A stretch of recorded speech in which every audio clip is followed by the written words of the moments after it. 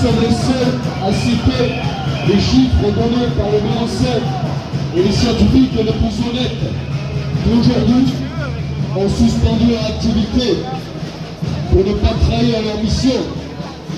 Les médecins les plus honnêtes et les plus compétents expliquent que depuis 1 an et demi, il y a des thérapies précoces qui existent, comme l'ivermectine, qui est reconnue par le prix Nobel japonais Saoshi Omura et par l'Institut Pasteur. Donc il n'y a aucune nécessité de la vaccination, puisque des médicaments précoces existent. Et on ose nous traiter de gens dangereux alors qu'on vaccine avec des produits expérimentaux sous une pression illégale des dizaines de millions de personnes en France et des milliards dans le monde, en violant le protocole de Nuremberg. Nous protégeons les enfants et les anciens en dénonçant les milliers de morts dans les EHPAD à coups de Rivotril liquide, comme en atteste l'audition d'Éric Ciotti à l'Assemblée nationale en juillet 2020.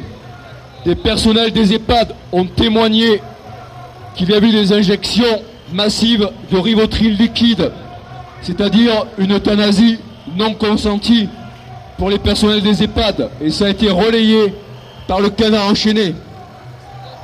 Voilà ce que nous défendons, le droit de vivre pour les anciens, le droit de vivre pour les enfants.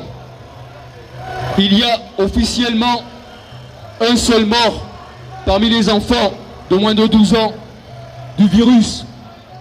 Par contre, les suicides d'enfants et d'adolescents ont été multipliés par 6. Les enfants ne sont ni victimes ni vecteurs du virus.